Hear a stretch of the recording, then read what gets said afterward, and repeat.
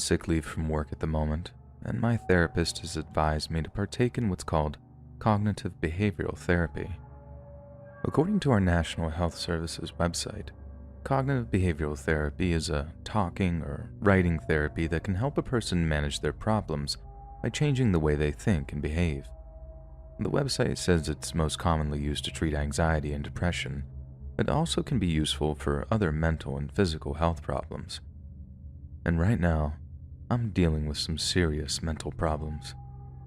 It all started back in the summer of 2021. You see, I have a degree in sports science and physiotherapy from John Moores University in Liverpool. And as some of you will know all too well, one of the biggest industries to be hit in the past couple of years are gyms and other sports venues. It's not so bad anymore, and I was actually in the process of reapplying to a number of different venues at the end of last year.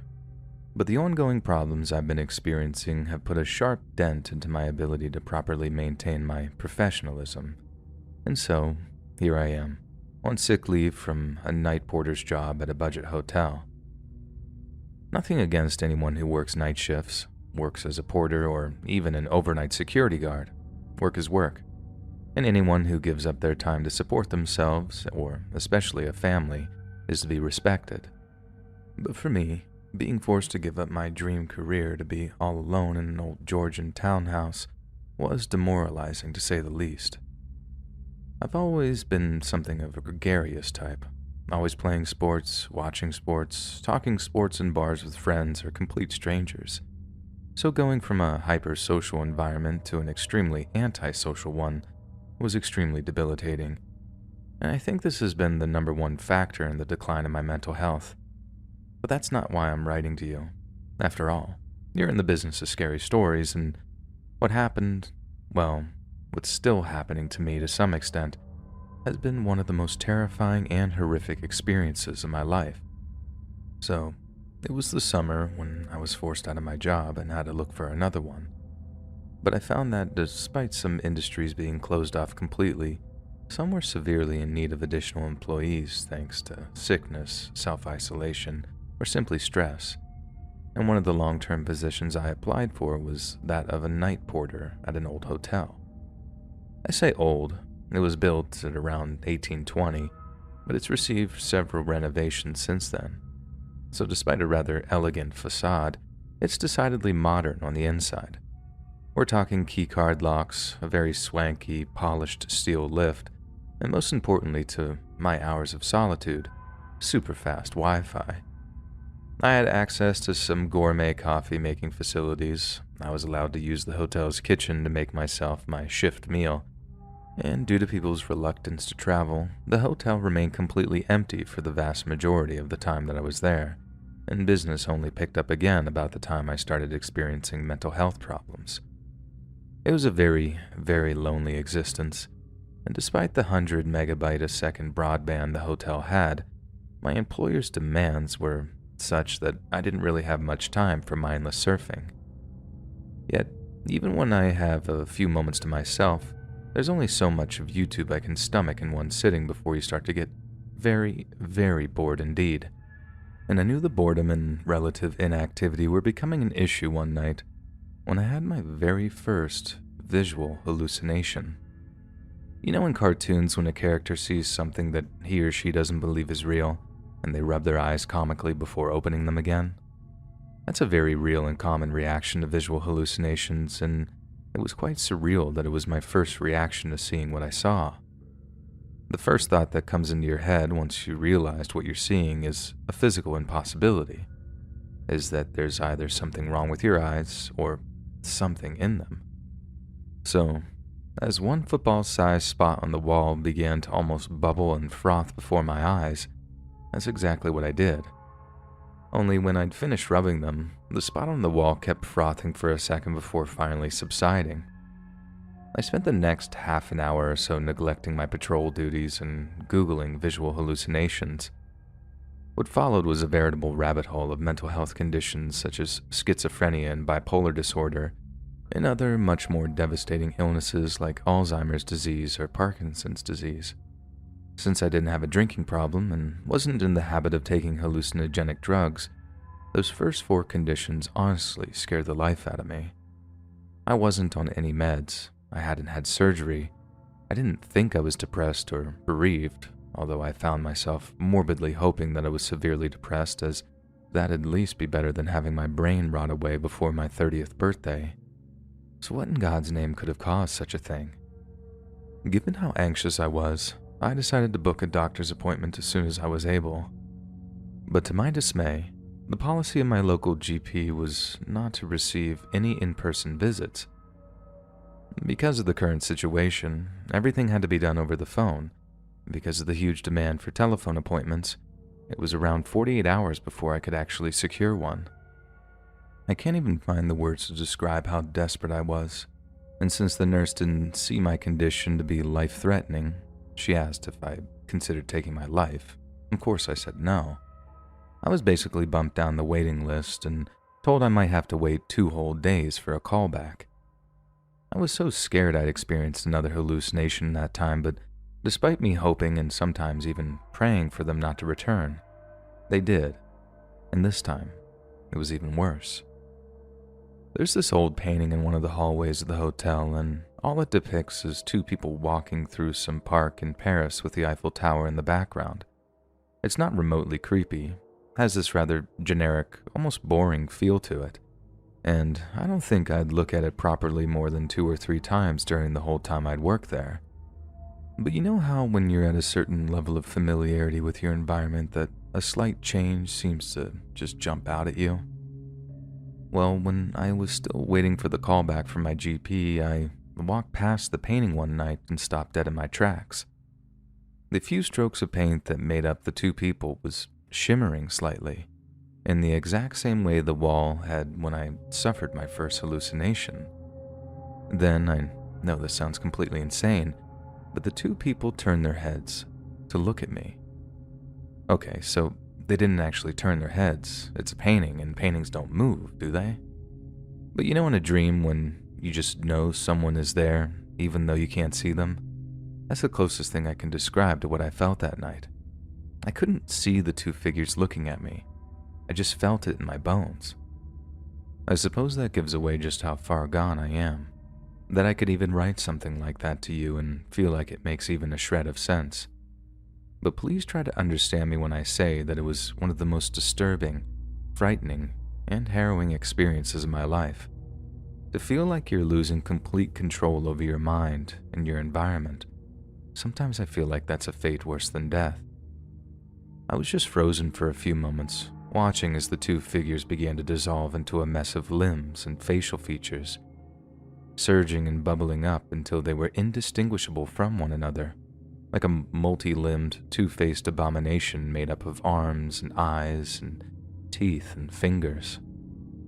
I remember just running back to the porter's office and shutting myself inside, all in the grip of the first real panic attack I've ever had in my life.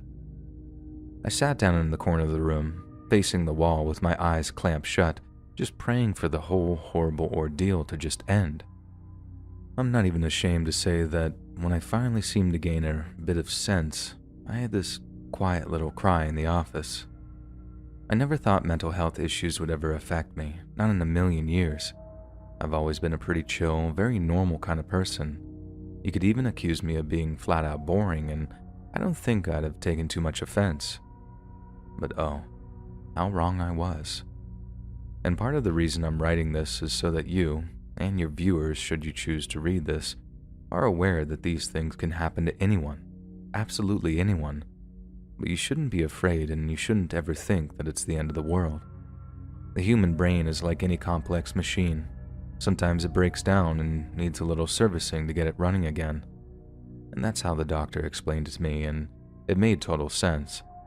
And not only that, but when they told me something along the lines of, "You're having a normal reaction to a very abnormal situation," I felt like I wasn't so alone anymore.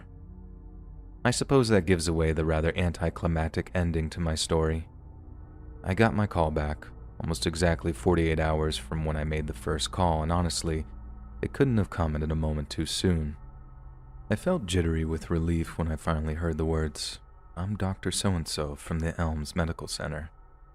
and I was soon in possession of an electronic prescription which allowed me to purchase a drug called trifluoperazine. And let me tell you, they've really helped, but as a precaution, I've been on sick leave for the past 2 months or so while my condition is being monitored remotely. All in all, it looks like I'm on track to a full recovery, but just how long that'll take is something my doctors just aren't sure of. But I can assure you, I've been treating this whole thing the same way I treat my fitness training.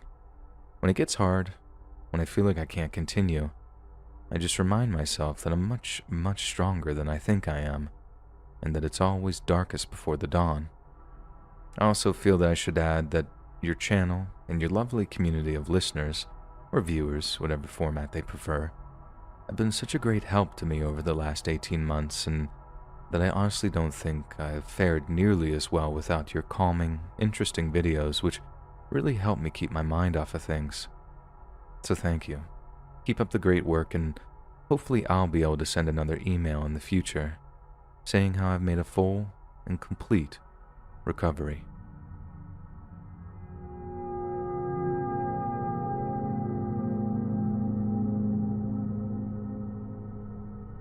So, this isn't strictly my night shift story, but it involves interactions with a guy who worked for a company that monitored the nighttime security systems of the institution that used to employ me.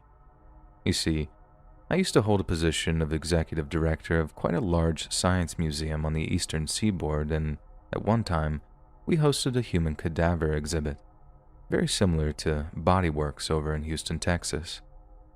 For those that are unfamiliar with such exhibits, giving your body away to medical science upon your death isn't the only way to recycle your corpse. You can actually volunteer to be given to a museum or some other such institution to be displayed to the general public. The skeletons you see at the front of biology classes tend not to be real anymore, as cheaper plastic options tend to be available. But some of them are real, and it's due to selfless individuals who allow others to learn from what they're not using anymore. Yes, I know it's very morbid, but it's also incredibly fascinating, and you'd be shocked at how many people are attracted to such displays. So, with that in mind, we hosted our own, and the run generated a ton of money for the museum. And that wasn't the only reason the exhibit was memorable. In fact, it sticks out in my mind for entirely different reasons, and let me tell you why. One night, right in the middle of the exhibition's run, I received a call from the security company that monitored the museum out of hours. It was the middle of the night, just after 1:30 a.m., and since part of my job was to oversee the museum's overall security, it was me that had to take the call. I remember rolling over, half asleep, before seeing the company's name flashing up on my phone screen.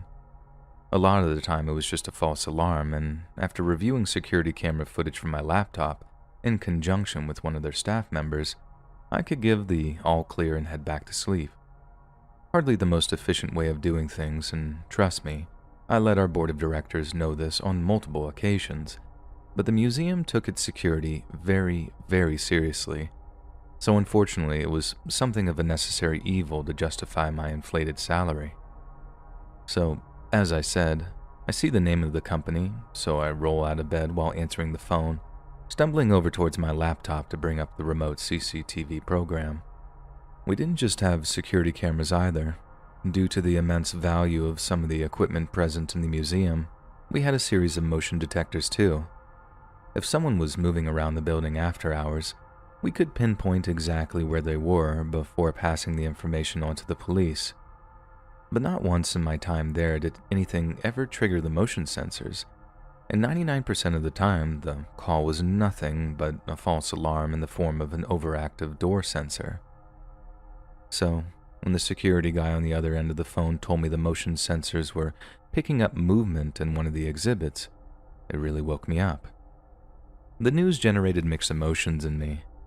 I was honestly surprised that we'd finally had our first break-in, as despite the value of some of the equipment, a family-oriented science museum isn't exactly going to be at the top of any hardened criminal's hit list. A museum with ancient, valuable jewelry, sure, but not a science museum.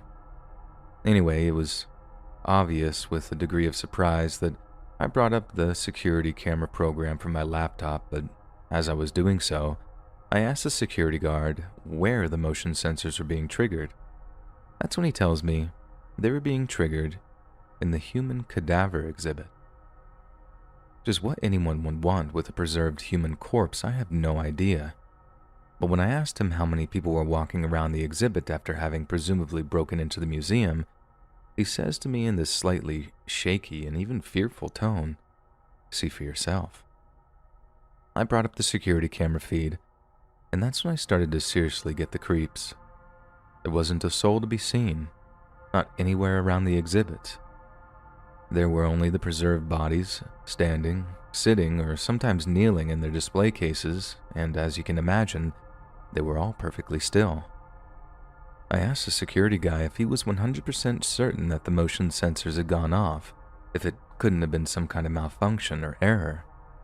He told me no, that if there was any kind of breakdown with them, they'd simply cease to function entirely, and that giving false readings was essentially impossible.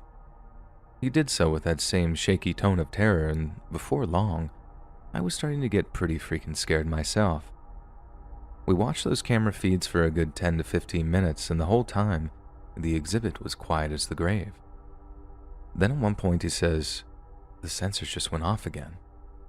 I asked him which ones, if he could pinpoint where exactly in the exhibit the movement was coming from.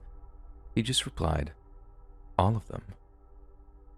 I had to drive all the way down to the museum in the middle of the night to walk around a human cadaver exhibit to make sure that there were no actual intruders. I can assure you, in no uncertain terms, that it was one of the most unnerving and terrifying experiences of my life. The place was empty all right, and no, of course the bodies weren't moving around. But as I said, it was without a doubt the single creepiest moment in my entire career so far, and I sincerely hope I never have to experience anything like it ever again.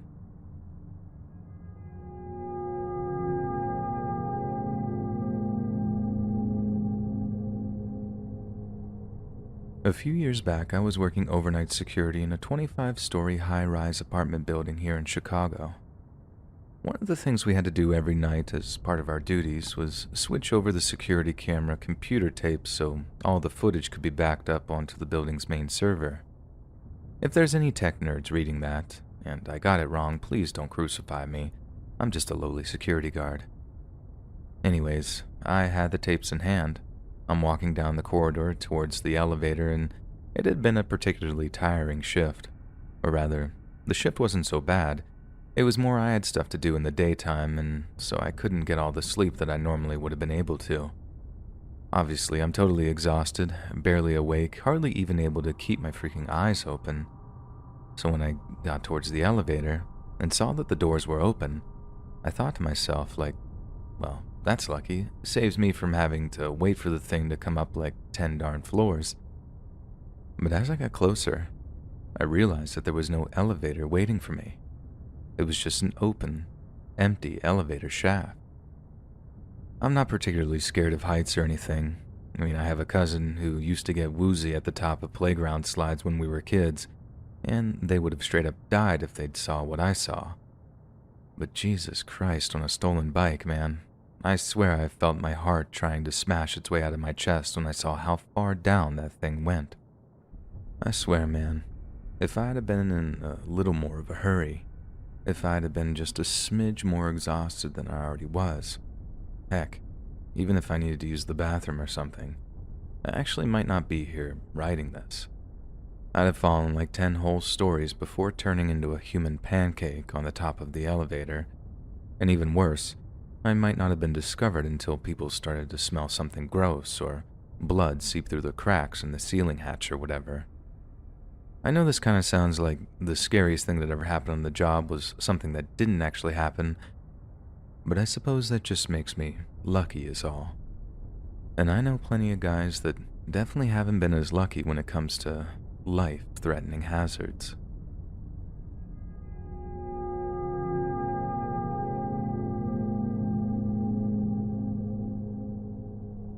Born on September 30th of 1969, Efren Saldivar was raised in Brownsville, Texas, but shortly after he was born, his father relocated the young family to Los Angeles, California, in order to find work as a handyman.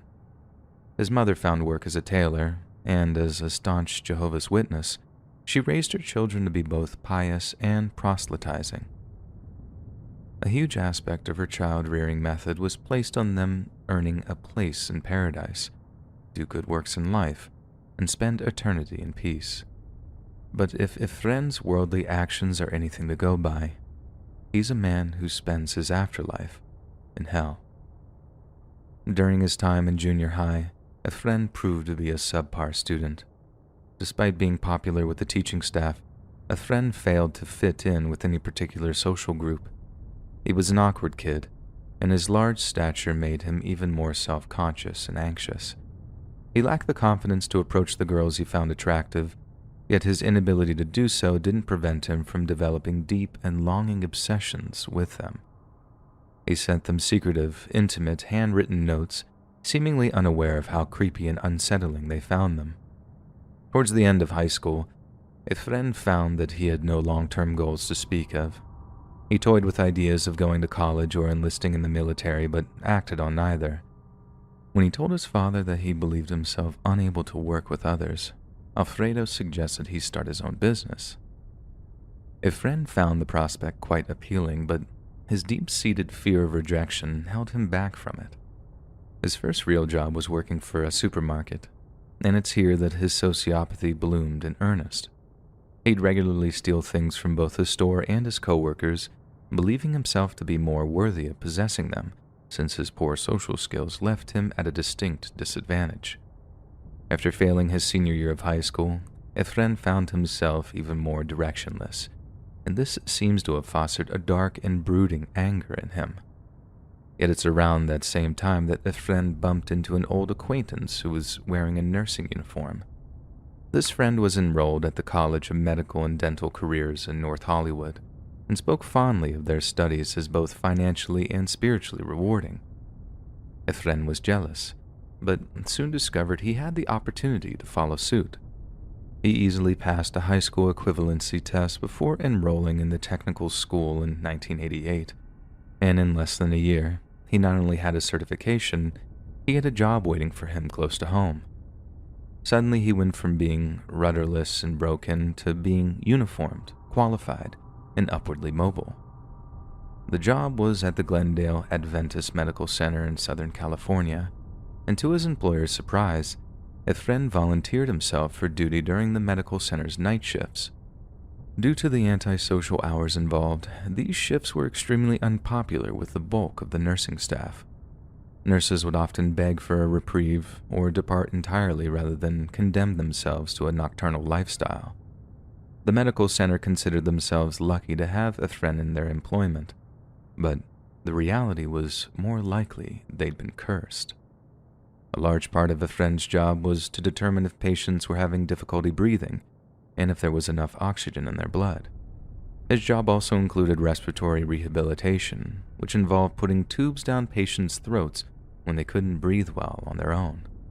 He was also in charge of placing people on ventilators that had to be monitored and adjusted, which was obviously a huge responsibility. Efren relished this responsibility, though, and poured himself into his work as a result. He researched extensively outside of professional hours and gained a vast amount of knowledge pertaining to the drugs and equipment used in his work. He was so well versed that even some of the center's doctors became impressed with his level of expertise. They liked him, they trusted him, but they couldn't have been more wrong to do so. Working night shifts allowed Efren to work without supervision or accountability. During that time, there was only one other technician like him in the hospital, making him an extremely valuable and lauded asset. Due to his skills, he found the work easy and emergencies rare, but he still dealt with the same psychological problems that had been festering since high school. As a result, he took Zoloft to ease a long-standing depression, yet at some point, Efren stopped taking the medication altogether. In anyone else, the changes in his personality might have been easier to observe, but due to his isolated nocturnal lifestyle, it was difficult for many to see how his perspective was becoming warped. During the twilight hours, Night shift staff were unable to enter and exit the rooms of patients without anyone seeing them. On top of that, staff performing medical routines hardly draw a vast amount of attention.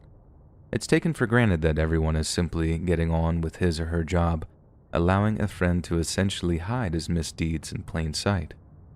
Some patients were more demanding than others, and one of these was a woman by the name of Jean Coyle.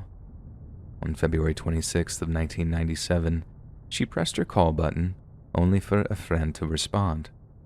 Yet instead of remembering him dealing with her issue, all she remembered the next morning was blacking out.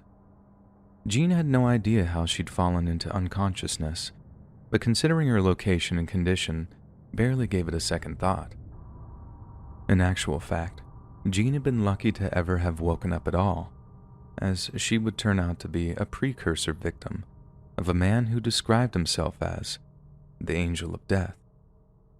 A few months later, the center's only respiratory therapist observed some extremely disturbing behavior from Efren. As such, he suggested to his employers that Efren may have been doing unsavory things to patients during his night shifts. A more pointed accusation was that Efren was injecting them with something, before these exact same patients were suffering unexplainable deaths.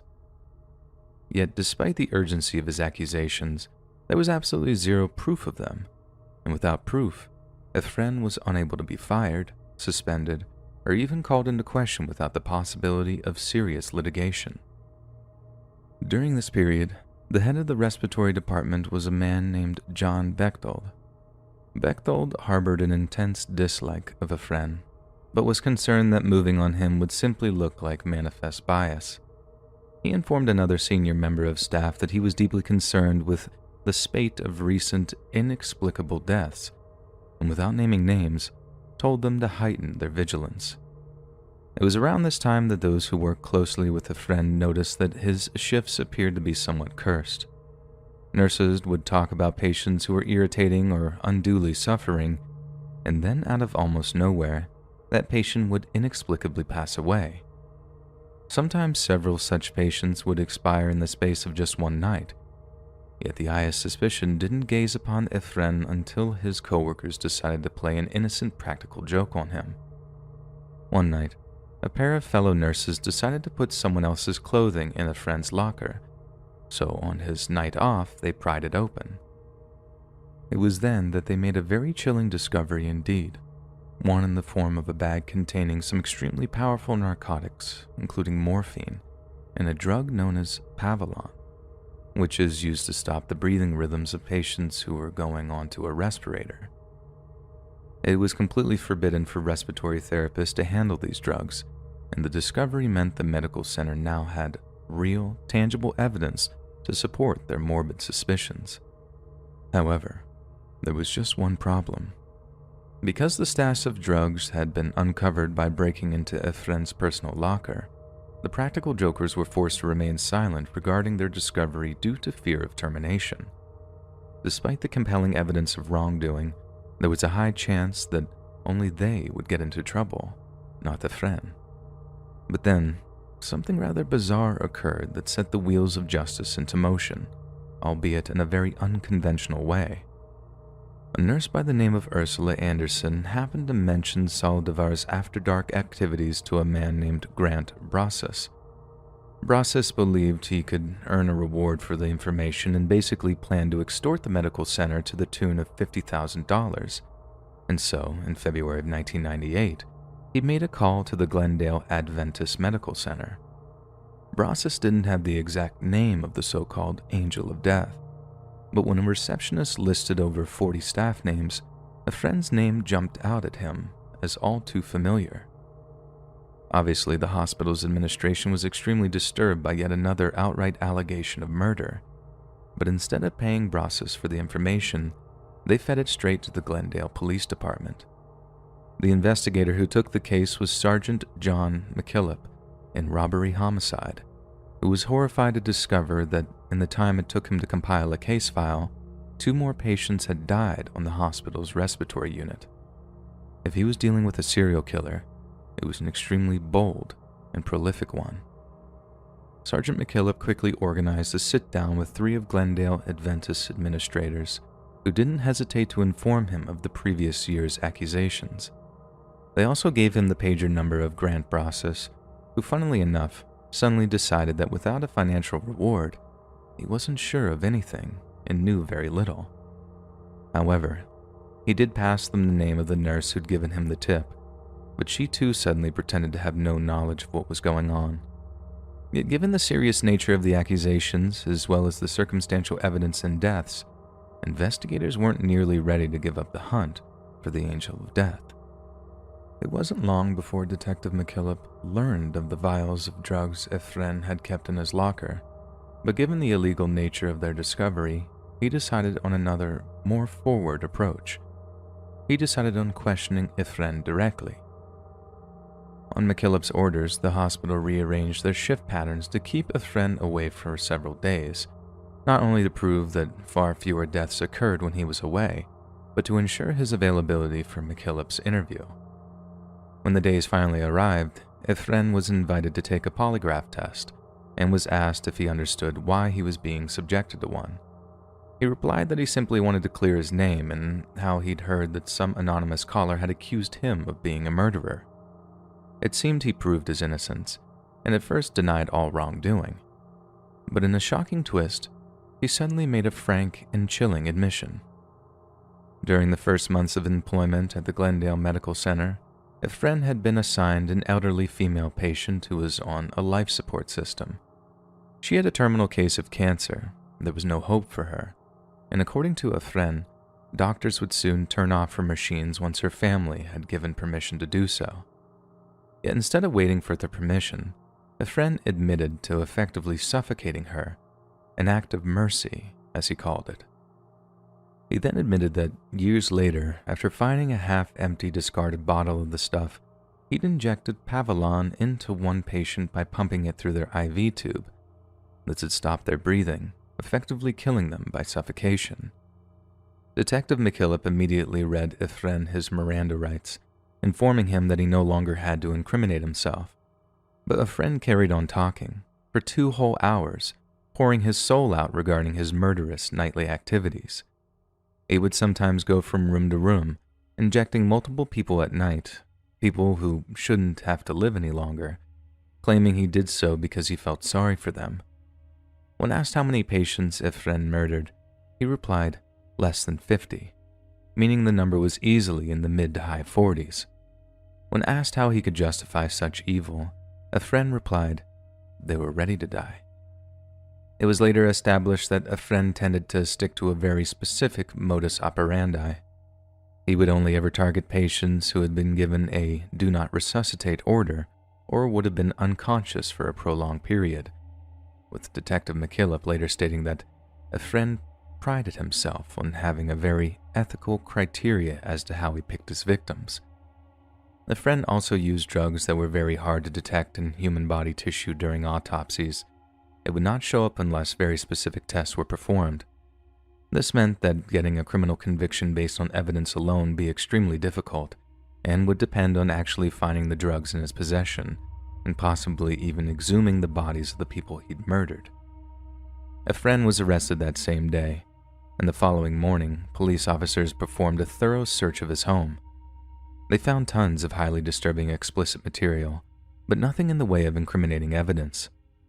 This was very, very bad news for the police, as in the United States, a person cannot be held on verbal confession alone, no matter how much they confess or how brutal the crime. As a result, Ephraim was released after just 48 hours, as the police were forced to conduct a more thorough investigation. Despite the lack of any formal charges being brought against him, Ephraim was fired from his job on March 13th of 1998, and 37 of his colleagues were suspended while the hospital conducted their own investigation. In the meantime, Ephraim contacted a defense attorney, and on their advice, did something despicable. He completely recanted his confession, claiming he hadn't actually killed anyone and only gave a false confession because he had a depression-induced mental disorder. He cited a huge amount of police pressure to give a confession, claiming he was so terrified that he'd be beaten by unhinged officers that he simply fabricated the entire story. The entire case now hinged on obtaining physical evidence, with Detective McKillop swiftly forming a task force consisting of 6 experienced investigators. They rented a house near the hospital, using it as a temporary headquarters to consult with numerous experts on medical malpractice. According to them, the angel of death phenomenon was not entirely uncommon. Some do it out of mercy, some for profit, some to look like heroes while they revive the patient, and some from a pure sadistic delight in playing God. Despite a friend claiming that he was motivated by mercy, pharmaceutical experts told detectives that shutting down someone's respiratory system using Pavilon was anything but merciful. Pavilon is derived from a highly toxic South American plant known as curare, one used by certain indigenous Colombian tribes to poison their hunting arrows. Those stricken by the toxin D-tubocurariin fall into a conscious paralysis and feel every minute of the death by suffocation process. They're fully aware of what's happening and are unable to scream or motion for help as their throats close over, and they're forced to lie there, completely helpless, as they slowly expire. It soon became apparent that investigators had a Herculean task ahead of them. During the 8 years that Efran had been employed by the hospital, over 1,000 patients had expired during his shifts. Since police couldn't exactly exhume more than 1,000 corpses, they began to narrow down the list until it included only more recent, more mysterious cases. It took an entire year, but eventually the task force narrowed it down to just 20 individual cases, and out of these 20, they only needed a handful of convictions to put Efren away for life. And so, in the summer of 1999, the grisly process of exhumations began in earnest. One by one, police and cemetery workers tore the bodies of the dead from their final resting places before sending them to the pathologists who took tissue samples from the livers, bladders, and muscles. After that, the toxicology labs went to work. Scientists at the Forensic Science Center in Oakland, California, concentrated on searching for Pavilon. This is because the other drugs Efren used break down into elements natural to the human body and are therefore basically undetectable. Pavilon, on the other hand, could remain detectable in the body for years. All the scientists had to do was find dosage levels out of the normal range, and bingo, they'd have found one of Efren's victims. Initially, investigators were dismayed when the science team sent back a dozen negative results, and for a while, it seemed as if all their efforts had been in vain. Then, almost out of nowhere, tissue samples began to test positive for massive amounts of Pavilon. At first, 3 positive results came back, then 4, then 5, then 6. In the end, it seemed as if detectives would be able to charge Efren with a grand total of 6 murders, enough to put him away for literally hundreds of years if they could land concurrent sentences. January of 2001 saw the first criminal charges leveled against Efren, who was arrested on his way to his new construction job one morning. This time, he gave a fresh but equally sociopathic version of events, that the hospital had been so understaffed that he decided to ease the workload by murdering patients. As he himself phrased it, when he was at his wit's end, he would look at the list of patients and think to himself, who do we have to get rid of? By the time he'd admitted to killing at least 60 different people, he claimed that he'd lost count, but figured he wouldn't be surprised if the number was higher than 100. He said that after a while, he'd grown so used to killing that he just let it all slip from his mind. You don't plan it, he told Detective McKillop, so after you do it, you tend not to think about it for the rest of the day or ever. At a friend's trial, the prosecution's star witness was none other than Jean Coyle, the first woman he had chemically experimented on. Ursula Anderson, the female respiratory therapist who not only knew what Efren was doing, but had supplied him with Pavilon at one point, received legal immunity in exchange for her testimony. Finally, in March 2002, Efren Saldivar pled guilty to 6 counts of murder in exchange for life imprisonment rather than the death penalty. Efren contested nothing regarding the investigation and accepted his sentence. Judge Lance Ito, the same man who had presided over the O.J. Simpson trial, gave Detective McKillop his wish, handing Efren 6 consecutive life sentences and 15 more years for attempted murder. During the aftermath of his trial, a friend offered an apology to the families. "I know there's nothing I can say that can soothe their anger or bring relief to their anxiety," he said, adding, "I want to say that I'm truly sorry, and I ask for forgiveness, although I don't expect any." It should come as no surprise that not a single family of his victims offered any words of comfort, but there was one point of sickening irony, and that's if he'd been condemned to die for his crimes. Efren would have been given the same drug as the one he'd used on his patients, and that the substance he'd once used to kill the innocent would have been the exact same substance used to kill him.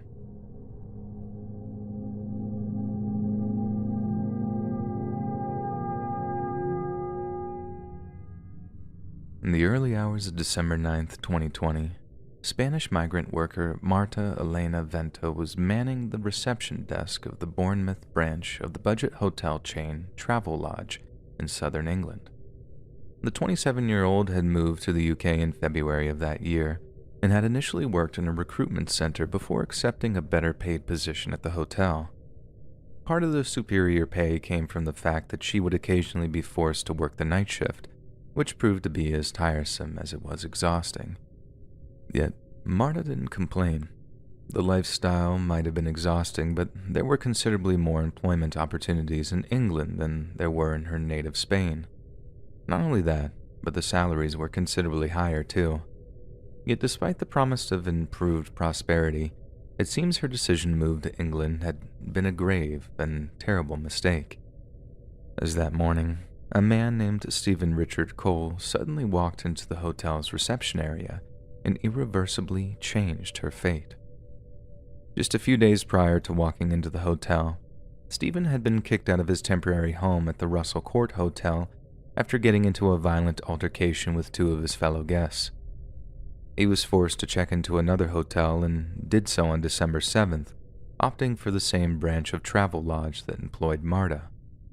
Staff later said he exhibited some rather strange and decidedly disturbing behavior, saying he had become agitated about the room's smoke detectors. Unconfirmed reports have stated that Stephen believed they were not smoke detectors, but were instead a means of monitoring his brainwaves. Other reports state that, at one point, Stephen had begun hammering his fists against the fourth-floor windows of his hotel room, calling for help from passers-by, as if he was detained against his own will. However, we can most certainly confirm that on the very same day Stephen checked into the Travelodge, members of his family had contacted his doctor to request urgent antipsychotic medication. He was already being prescribed such medication, but had recently confessed to having thrown his pills away, telling his family they were turning him numb and zombie-like. They may well have been having a distressing, debilitating effect on him, but without them, his mental health was rapidly deteriorating, and by the time he checked into the Travelodge, he was suffering from a full-on mental breakdown. What happened next is completely up for speculation, as we can draw a number of conclusions as to why Stephen had hair clippers in his possession. One of the signs of a complete mental breakdown is that the sufferer suddenly feels the desire to shave all their hair off. A classic example of this would be the now famous Britney Spears incident of February 2007, when the young singer drove to a Los Angeles hair salon one night before shaving all of her hair off. Some psychologists describe it as a desire for purity, the desire to start again anew, manifesting in a mildly self-destructive behavior. But in Stephen's case, it could have been pure paranoia. If he believed that the fire alarms were brainwave monitors, if he believed someone was after him to the extent of screaming for help from his hotel window, then he might have believed that changing his appearance could aid in him evading danger. But the fact is, we'll never truly know. All we know for certain is that Stephen had these hair clippers in his hand when he took the elevator down to the hotel lobby and began walking past the reception desk. When Marta heard the elevator's door opening, there's little doubt that she looked up to see who it was. Not many people roamed the hotel's hallways in the small hours of the morning, but those who did were always greeted by the same warm smile she had been trained to display upon the appearance of a guest. Martha was a beautiful young woman, with deep brown eyes, brunette hair, with dip-dyed blonde tips, and a wide ivory smile. It was a common occurrence that guests would react positively, even with glee, whenever she flashed that smile at them. It meant they were welcome, that she was ready to help, that she'd do anything within her power to ensure they had a wonderful and comfortable stay. But to Stephen Cole, it meant the polar opposite. When Stephen looked over to the reception counter and saw the warm, inviting look on Marta's face, he didn't see a smile. He saw laughter. He saw mockery. He saw provocation. As he later phrased it, she was looking down on him. There's no way of us knowing how the actual exchange went down, but it's safe to say that there were at least a few words exchanged before what happened next. Stephen might have asked what she was smiling about, and in all likelihood his confrontational, erratic demeanor would have caught Marta off guard. She may have attempted to defend the smile, perhaps reassuring him she meant nothing but positivity, but in Stephen's mind, he knew better. Marta was smiling, laughing at him even, because she was part of the ongoing conspiracy that plagued his every waking moment. Her smile was one of satisfaction, knowing that they, whoever they were entirely successful in making his life torture. He couldn't sleep, he could barely eat, and we know full well that he could barely keep a linear thought in his head. In an instant, she became the living embodiment of all his torturous woe, and in a flash of reckless abandon, Stephen charged. Marta had been alone in the lobby that night, with no one to save her from the brutal, prolonged assault that followed.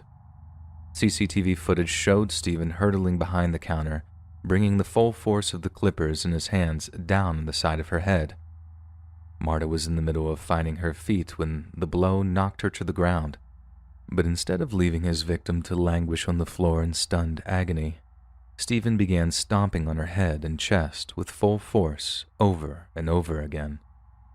Marta then tried to crawl away from her attacker, but only made it as far as an alcove set into the rear wall of the staff area.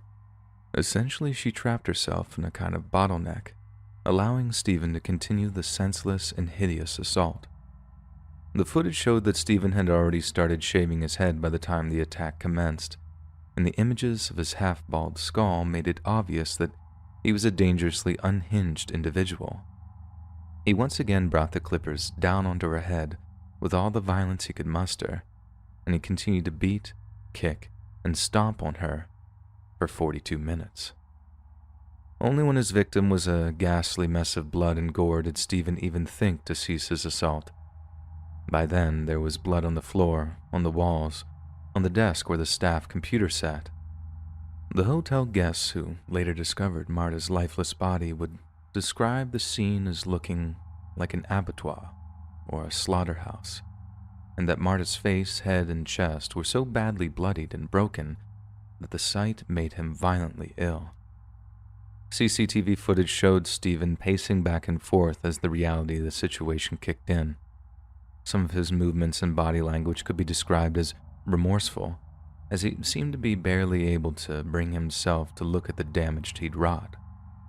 We know that he returned to his hotel room for a brief period, or he cleaned the blood off of his face and hands before returning to the hotel lobby. Only that time, he couldn't bring himself to look over at the vacant reception area. Stephen went immediately to the nearest police station and, with deep black circles around his eyes, he approached the reception desk for the second time that night, before stating, "I have just killed someone in a hotel. I think she worked there.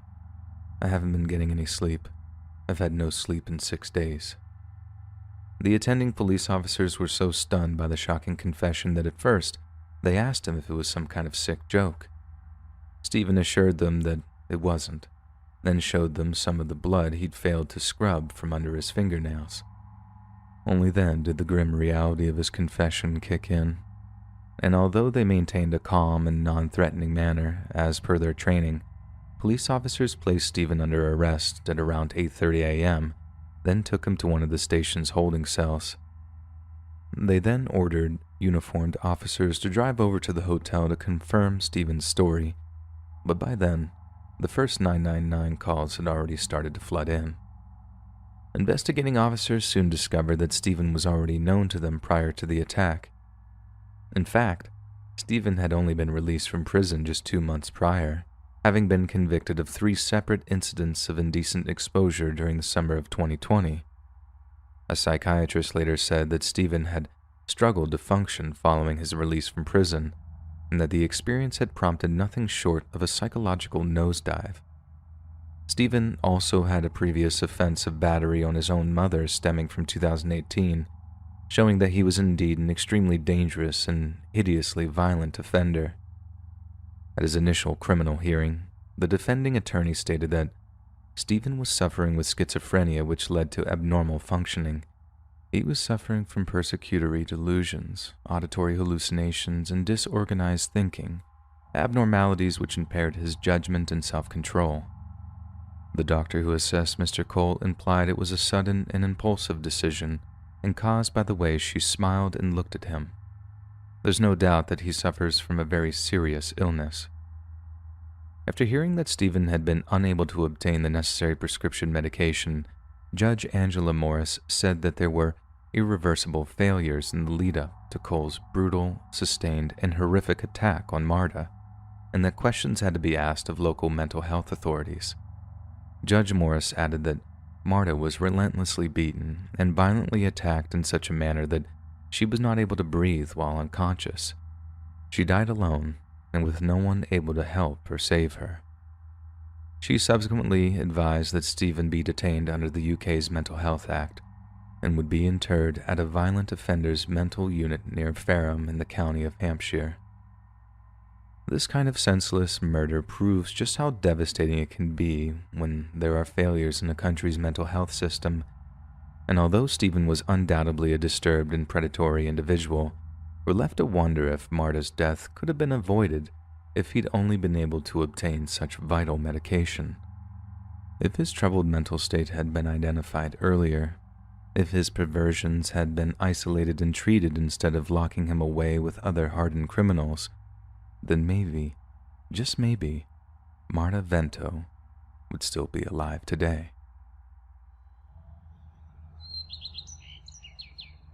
Hey friends, thanks for listening. Click that notification bell to be alerted of all future narrations. I release new videos every Monday, Wednesday, and Friday at 7 p.m. Eastern Standard Time. If you got a story, be sure to submit them to my subreddit, r/Let'sReadOfficial, and maybe even hear your story featured on the next video. And if you want to support me even more, grab early access to all future narrations and bonus content over on Patreon, or click that big join button to hear about the extra perks offered for the channel. And check out the Let's Read podcast, where you can hear all of these stories in big compilations and save huge on data, located anywhere you listen to podcasts. Links in the description below. Thanks so much, friends, and I'll see you again soon.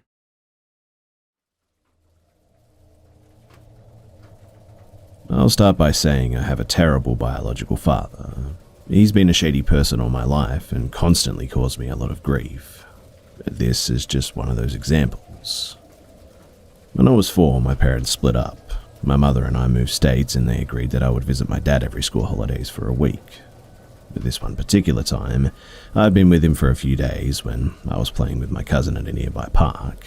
A car pulled up and I recognized the man as one of my dad's friends.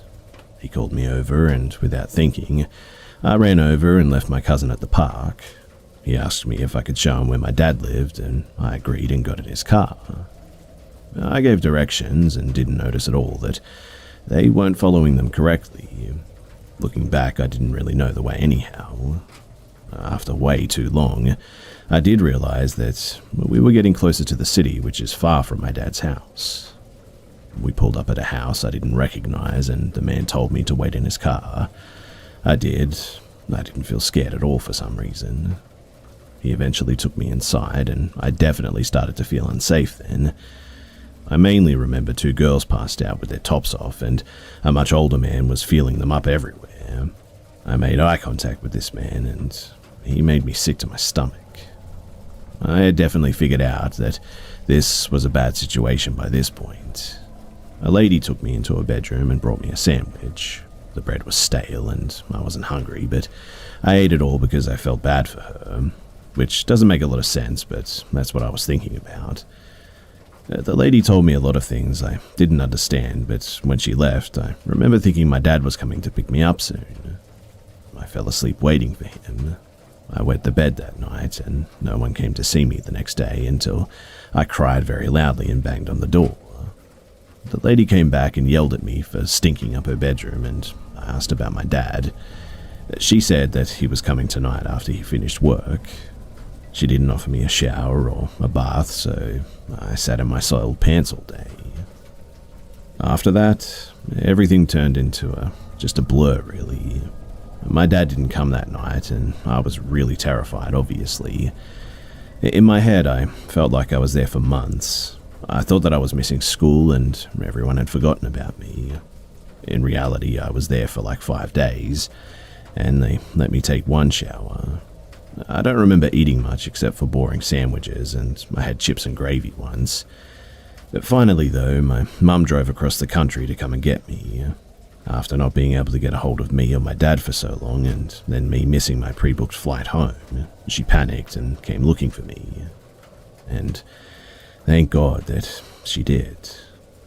She found my dad at his girlfriend's house, methed out completely, hiding out.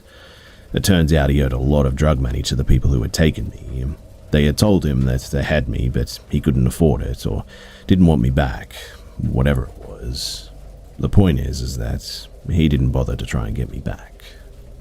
My amazing mum paid his debt for him after borrowing from a lot of people, and she came to get me back. I remember when someone came into that room and told me that my mum was here, and I walked out and I could smell her. It was the best feeling to feel safe again like that, and she took me home, and I didn't see my dad again for a long time after that. She never called the police. My parents' relationship was very complicated back then, and I fully understand the choices that she made. I'm definitely okay now. I've spoken about this in therapy, and I've come to terms with most of the things that I went through as a child. But still, it's a messed up situation for a 4-year-old girl to have to be in, right? Anyway, I'm grateful that I got out of there pretty much unscathed, and I'm thankful for my mum.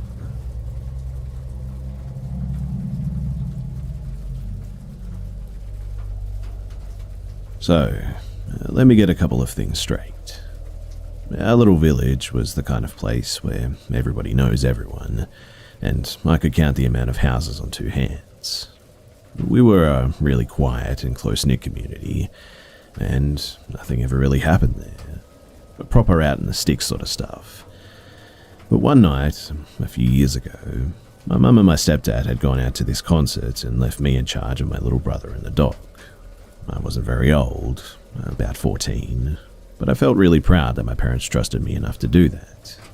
I thought that I was a pretty cool big brother, and I thought that we'd be doing cool babysitter stuff like staying up late, eating pizza, etc. And I'm kind of glad that we did, because I don't know what would have happened if we hadn't. At about 10:30, the power cut out. I didn't think anything about it at first, because the weather hadn't been great lately, and I figured that had something to do with it. I got some candles out of the cupboard, and I lit them and put some of my favorite songs on. As soon as I sat back down, Sonny, my little brother, turned to me and, being the weird little kid that he was, told me very calmly that somebody was apparently outside. I was a little perturbed by him, but the dog hadn't done anything, so I presumed it was just the neighbors or something. He just shrugged and went back to his drawings. There's a bit of a running joke in our house that you don't actually need a clock with the dog around, because he's such a creature of habit that he will constantly get up at exactly the same time every night to tell you that it's time to initiate his nightly go-to-bed protocol. And it was about 3/4 of an hour after the power went out when my dog decided that now was that time. I told Sonny to go get the dog his biscuit while I let him out for a pee. Now, our kitchen is an extension to the original house, and so, as such, has a flat roof that's comparatively low to the ground, compared to the rest of the house that is, and offers easy access to the bathroom window. As I open the door so the dog could do its thing, Sonny pushes past me in the doorway and whispers, "I know you're out there and I'm calling the police." As he turned around with the biggest, proudest smile you'd ever seen on his face, there was a very distinct rustling coming from just above the doorway. I don't think I'll ever forget the way Sonny's face dropped when he looked just above my head. I looked up. The man sitting on the roof above me panicked, tried to kick me, and then ran off into the next-door neighbor's garden, and presumably into the cornfield surrounding our village. I was obviously scared to the bone, and Sonny was bawling his eyes out. I ushered him inside as quickly as I could, and I got a knife from the kitchen. We both went to his room, and I told him to try and get some sleep while I waited for our parents to come back. It was an agonizingly long 4 hours before they did. My stepdad immediately went outside to check to see if everything was all right. I heard them talking about how something had smashed the fuse box. Obviously, we then called the police, but they didn't come until later that day. They did a search of the immediate premises, and they actually found a makeshift bed in a nearby disused barn, along with pictures of silhouettes of us in the shower through the frosted glass window. I think it's pretty safe to say that the whole experience definitely shook us up. We moved out as soon as we could, but I still shut curtains wherever I go, and I see shadows underneath every door that I see. I think that it's affected me long term. Sonny keeps quiet about it, but I'm not sure if that's just because his brain has cut it out, or what.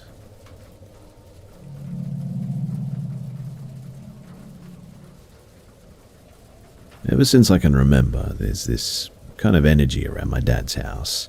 The feeling of being watched or not being alone is a regular one. Everyone who lives there can feel it, but have learned to somehow accept or at least ignore it. There are tons of stories from guests and households, including closing doors, objects moving, and strange noises.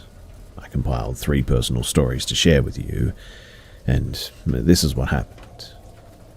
So when I was 13, my grandfather died, unfortunately, and in the following months, once a day, I felt as if somebody entered my room, checked everything around, and just sort of left. It's difficult to explain, but I always told myself it was my granddad just making sure I was alright, and it gave me some peace of mind. That was the only really good paranormal experience I've had here, and everything else has been, well, a lot more creepy. Now, I know it's not a story per se, but I would like to mention that I've had sleep paralysis here. I'd been in this house and in my already deceased grandfather's bedroom for some time at that point. But fast forward to when I was 21 and I visited my dad and stayed in the guest room since my old room was turned into a studio.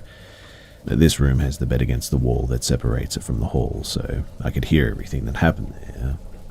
Sometime in the middle of the night, I started hearing noises like some kind of heavy furniture being moved. I scratched it up to just being house noises though. But then it got a bit worse. Steps could be heard in the hall, and besides me, the only person in the house was my dad, whose bedroom was next and in the opposite direction from the sound the footsteps were coming from. The next thing I heard was the door handle moving frantically up and down as if someone was trying to open the door, and as soon as I turned the lights on, the movement stopped. Now that I was sure that I wasn't imagining it, I locked the door and went back to bed with the lights still on. And not even 2 minutes later, the door handle started to rattle again, but even more violently this time. I could see the metal plaques that held it together being separated from the door itself, and that's when I started to scream for my dad. It took me a good minute to open the door for him when he got there, and I'm not ashamed to say that I took my mattress to his room and I slept there that night. In the morning, my dad and I checked the door handle and the screws, and they had actually been loosened from all the rattling. A couple of days later, I called my grandmother, who also lives at the house but was away on a trip, to tell her what had happened. Turns out that she had experienced the same thing in the same bedroom months before. Needless to say, I never slept alone when I visited the following years, and I always slept and stayed with my grandma in her room.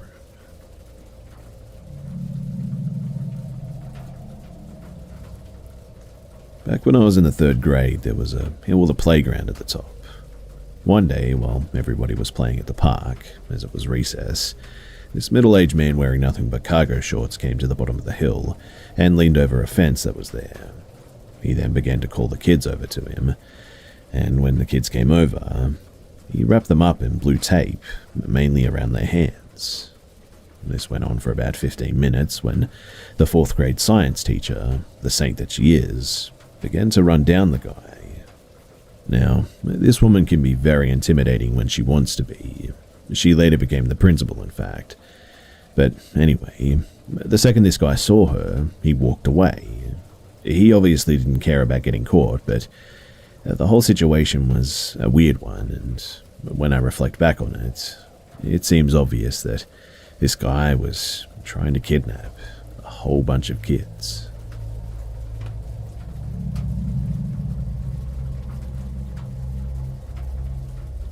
This may be a bit of a ramble of thoughts, but after recently stumbling upon this place, I finally felt like I'd found a place where I could offer something that my family and I experienced a few years ago that, to this day, gives me the creeps. I've been camping, solo backpacking, and hunting my whole life in Oregon, and felt comfortable in the woods and have a deep respect for nature. A few years ago, my wife and daughter and 2 German Shepherds went camping north of Mount Jefferson, Oregon. I have included the coordinates of our campsite, which we found to be the perfect setup for us, and our 2 dogs too, who need the privacy since they're pretty intimidating to other dog owners and can be loud when spooked. It was not an established campsite, just a nice horseshoe off of a USFS road that had flat ground full trees and a fire pit. The first night, my daughter wanted to sleep by herself in a 2-man tent right next to ours.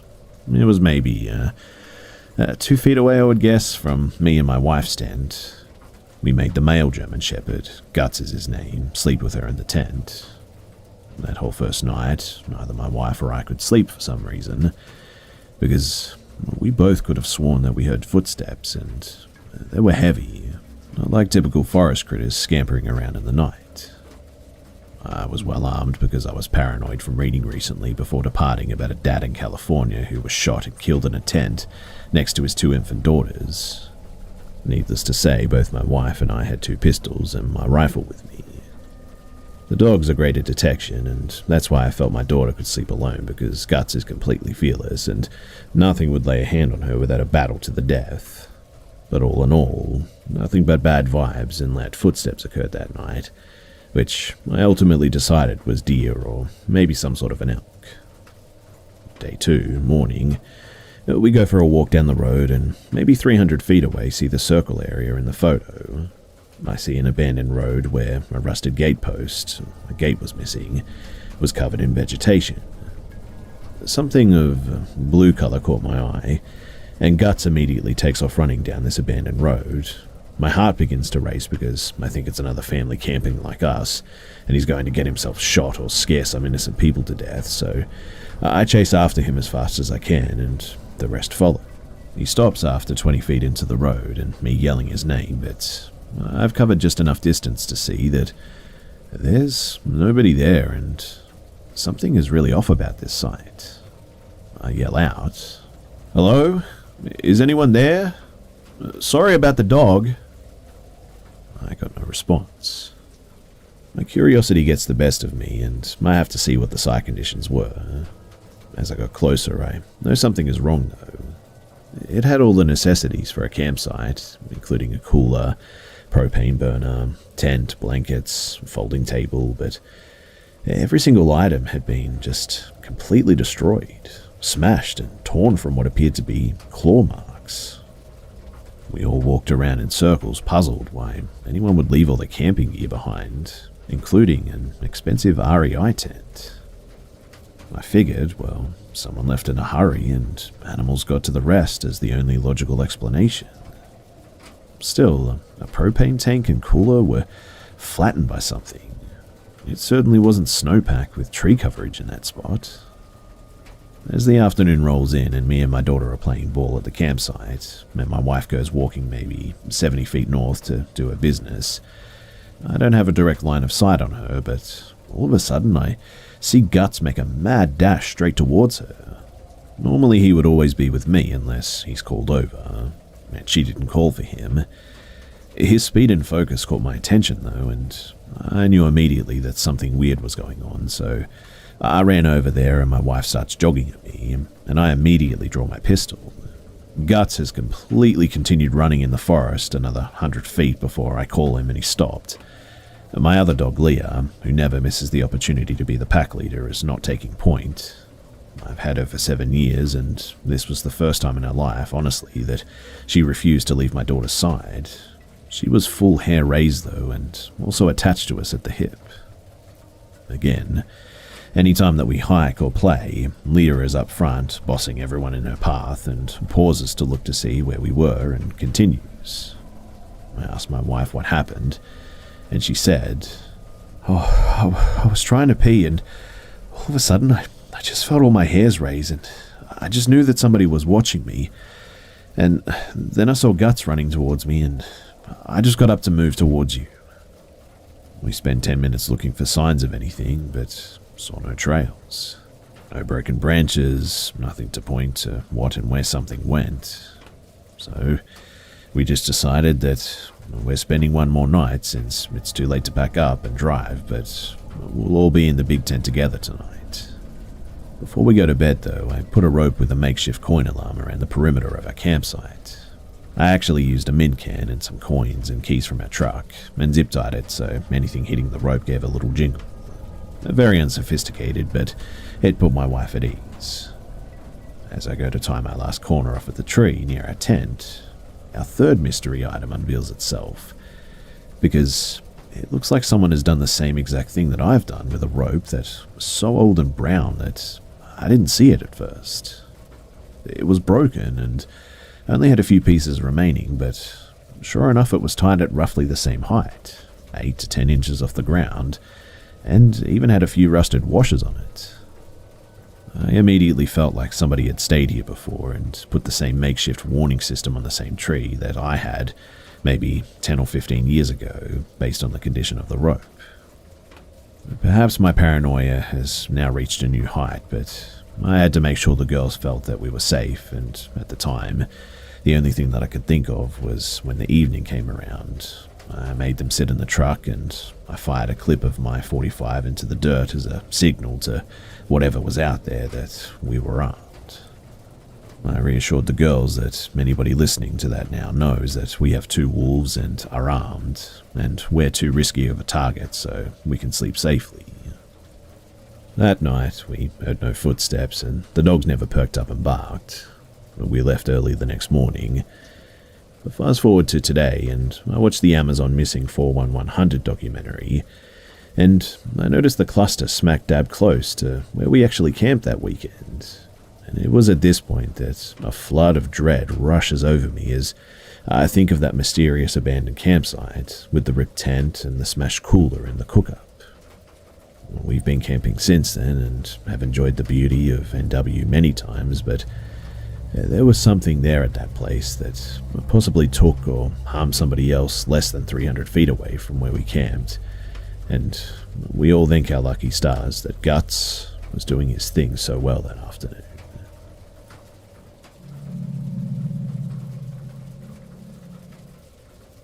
So I'm a very, very active skater, and I often go out to street spots to try and skate them. A lot of the time I meet some less than unsavory people, but this time it just took the cake. So it's around 6:30 p.m, perfect day for skating, and I'm just getting a spot around a public park called Rosa Park Circle. I was doing my thing when this tall man came up to me and told me that I was doing a good job. The creepy man said that his name was Jay, and I said that my name was Satan, trying to be a jackass. He said, "Hey, you're doing a really good job." "Oh, thanks. I've been working on my skating for a while now, and I think I'm doing a really good job recently. I tend to trust people too much." "Yeah, I can see that. My name's Jay. I'm 55 years old and I'm bi." At this point, I kind of knew what was coming. I'm pretty good at detecting people's implications, thankfully. Throughout this entire conversation, he kept mentioning his sexuality, and I tried my absolute best to just try and get out of the conversation when I could. I was trying to do a few tricks down a small ledge. The guy was just staring at me while I was doing it, and I must admit that it felt really uncomfortable. He pulled me aside one more time, and this is what he said. "Listen, I really like you. I know you're only 15, but as long as you consent, we can still hook up, okay?" No, we can't. I'm only 14, and the consent age is 16. Plus, I'm not really comfortable with the things that you're saying, and I need to go home anyways. It was nice meeting you, but I need to go. "Okay, but remember not to tell anybody, okay?" This happened today, and obviously I told my parents. After they get off the phone with my sister, they're going to be making a police report about this man. I was pretty livid on my way home, and it didn't help that my entire playlist on YouTube is full of hard rock. So in other words, I was kind of steaming when I got home. I did go back to skate there again as well, and wouldn't you know it, he told me that we were such good friends and that he was drunk and that he was really sorry and all that. But I just skated past and looped around and took a picture. I think he was still drunk because he straight up rattled off his name. But thankfully, me and my mum were on the phone with a detective recently, and they're apparently going to follow it up.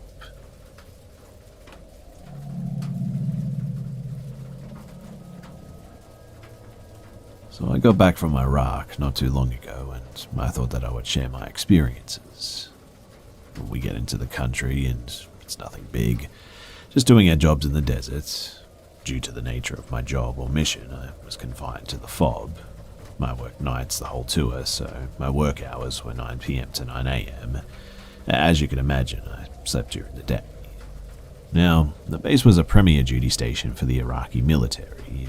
It was built in the 70s or 80s to accommodate the expanding army under Saddam's rule. So Gulf War 91 happens and we bombed it out. 03 we invade again, and guess what? Bombed out and then occupied until 2011 when given back to the Iraqis. 2014 bombed out again because ISIS took over it and was using it as a death camp. Olympic swim pools on location were full of bodies, and there was a steamroller used for running people over. 2014 now occupied by the Iraqi army. And so, as you can imagine, this could be a hotbed of stuff. So the first occurrence, it was about a month into our tour, and I was dead asleep in my room. We sleep in a 6x6 room with a roommate. I was fortunate enough to never see him since we had opposite shifts.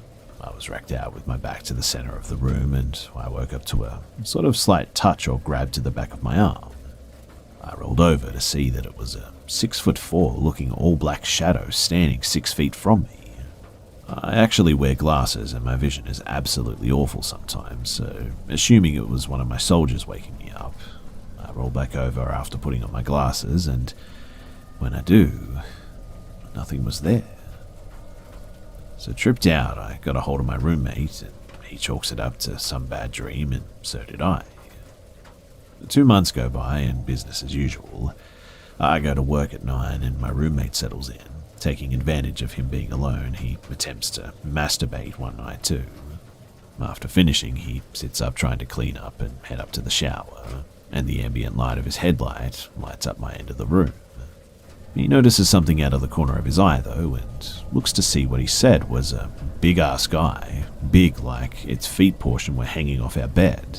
It's like a college dorm-sized twin bed, and apparently it was all black. So pretty much a shadow dude laying on my bed. He said fight or flight hit him, and because he was cleaning off after masturbating, he froze up. After looking away and back again when trying to find the actual light switch, it was gone. So he believed it after that, and thought that it wasn't just a dream. Well, we told our PSG, platoon sergeant, at chow the next day, and he was amused and sort of interested too. He's a believer in the paranormal and decided to speak his part. According to him, at this point in the tour, about 3 months in, he's seen someone leave my room at odd times in the middle of the day, times that I'm sleeping, and walk to the room across from us. The thing about the room across, though, is that it had a padlocked plywood door and was always locked because the guys who slept there were in Syria, so much of the gear that they had to leave behind was still in there. You can't actually get in without hopping the plywood walls. And anyway, that was the extent of the creepy stuff with my living space. I don't know if it was a djinn or whatever you call it, but my interpreter said that it probably was, since it kept getting close to me and manifested physically. If I could describe it, I guess it would look similar to the shadow dude captured on The Ghosts of Carmel, Maine YouTube channel. Not spot on, because I saw the shadow silhouettes of a rather jacked and tall person instead of that. But the next occurrence was weird. So I was taking a crap in the porch johns at night, and you'd hear footsteps or whispers around you sometimes. Know too that when you're in there next to the watchtower, that's 150 to 300 meters away from another group of soldiers, it's at 3 a.m., there's nobody awake to mess with you except the other guy in the tower. He can't actually abandon his watch since he's covering. The third thing that happened was also weird.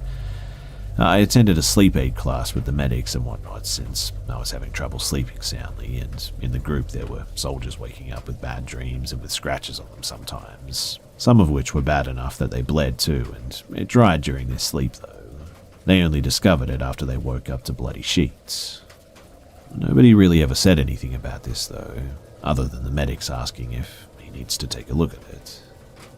But the entry point guys who man a big gate with obstacles would also hear commotions like banging on the metal at the main gate at night, and would go to check it out, but nothing would ever come of it. Towers would report people walking in the open area around the perimeter at night. Some would notice something in their night vision or in the darkness that their eyes adjusted to, but when the sergeant on guard or other response elements would check it, there would be nothing there. Perhaps one of the spookier things, though, was a woman screaming was reported from towers in the vicinity of a bombed-out bunker, and also an abandoned, half-destroyed building on the far end of the FOB. SOG responded, and we had no personal report of a rape or an assault or anything. Yes, that happens out there, and nobody came up missing or astray either. The tower didn't report anyone in the area either, other than SOJs and relief around that time. Anyway, there's my spooky experiences from Iraq that some of you guys might be interested in. Feel free to leave some questions in the comment section below, and I'll see if I can get to them. Thanks for listening.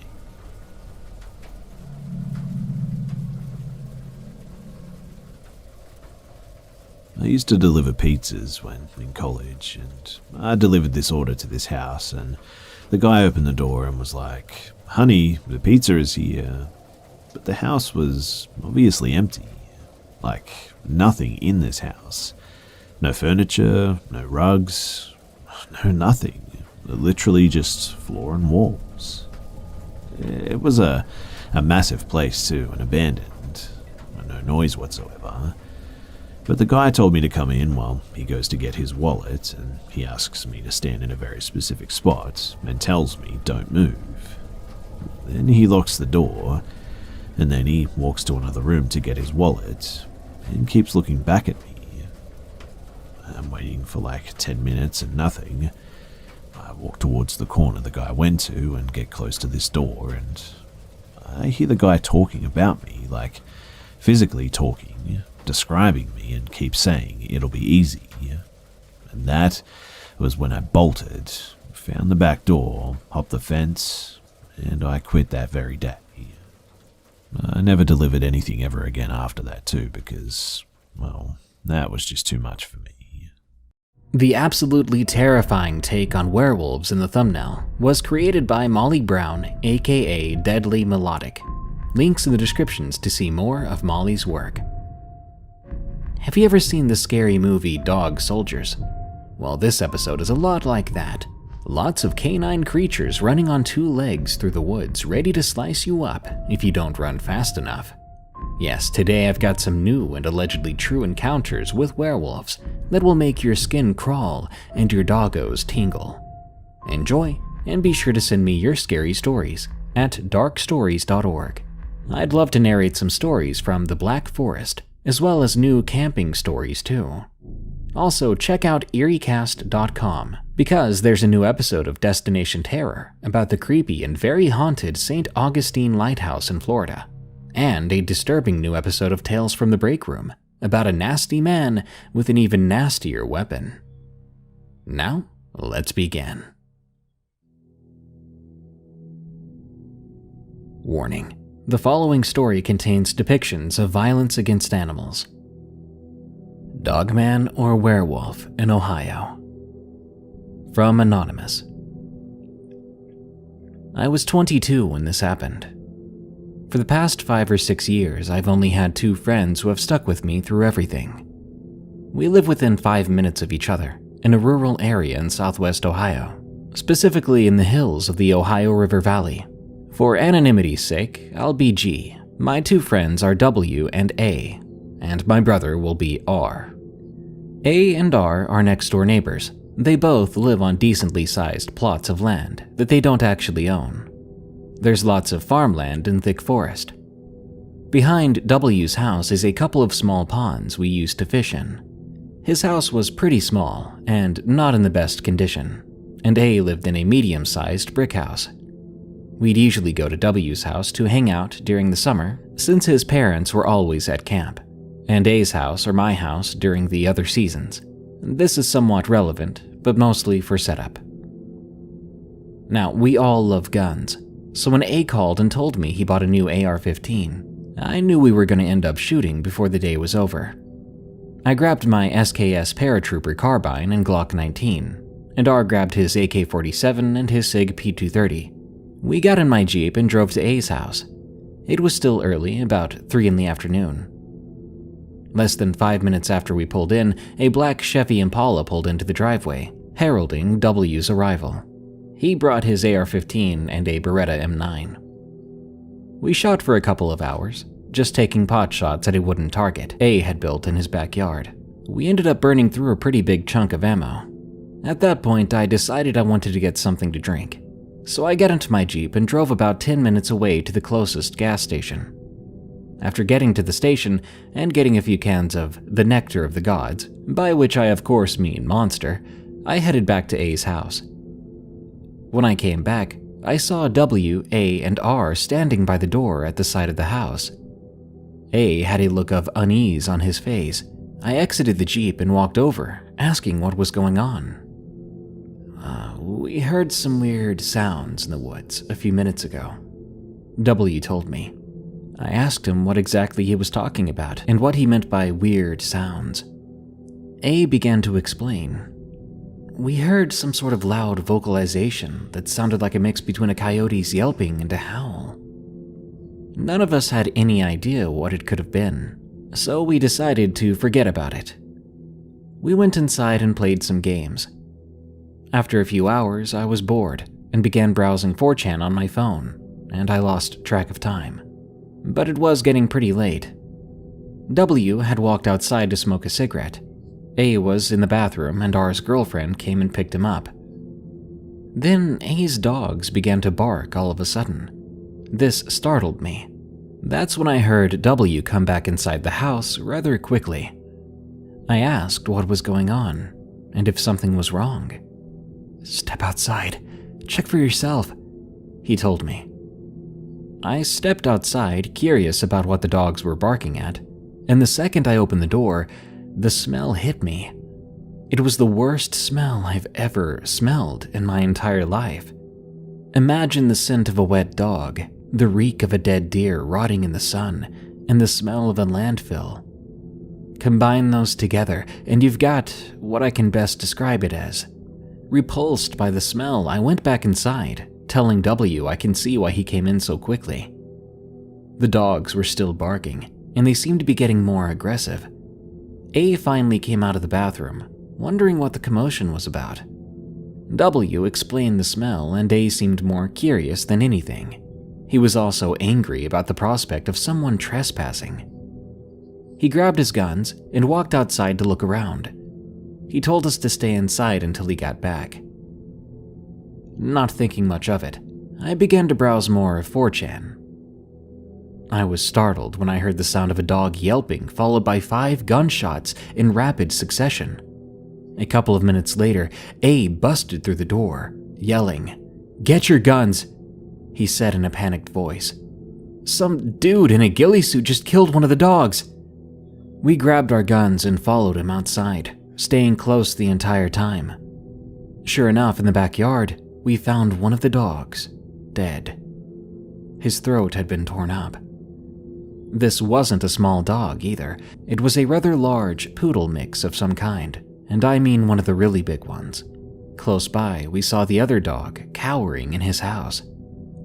The cows in the pasture on the other side of the road were mooing as if they were both afraid and agitated. I asked A to explain what was going on, and he told me, "I was on the other side of the barn when I heard the dog yelping.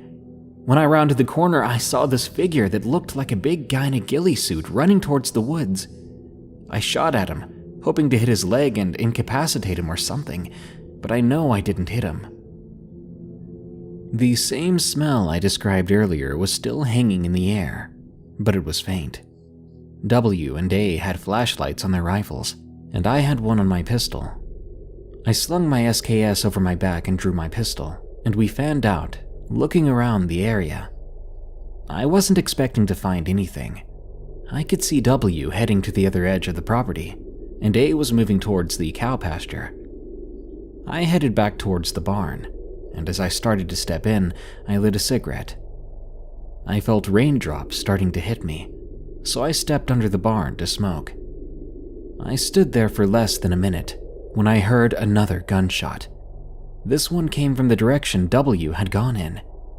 I began to walk that way, and I saw A heading that way too. While we were making our way over, W fired off 3 more shots.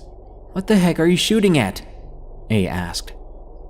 "I saw that dude, but..." W's voice was shaky and hushed. "It didn't look like a guy." W took a heavy gulp and continued to explain. "It looked like a big dog or a wolf. I could clearly see its muzzle and ears. I just saw it standing behind some bushes, but it had to have been standing on 2 legs." He stopped and pulled out a cigarette, his hand shaking but still managing to light the thing. "I sized it up using a nearby tree, and it had to have been over 6 feet, at least." "What are you even talking about?" A asked. I chimed in. "You know there aren't any wolves nearby, and coyotes don't get that big. You think a coyote would have the guts to come up and rip my dog's throat out? We've got to be dealing with some pelt-wearing hermit strung out on something." The tree that W was talking about was about 350 feet away, so we all walked over to check it out. The rain started to pick up, and the wind was getting strong as well. The clap of thunder put us all on edge.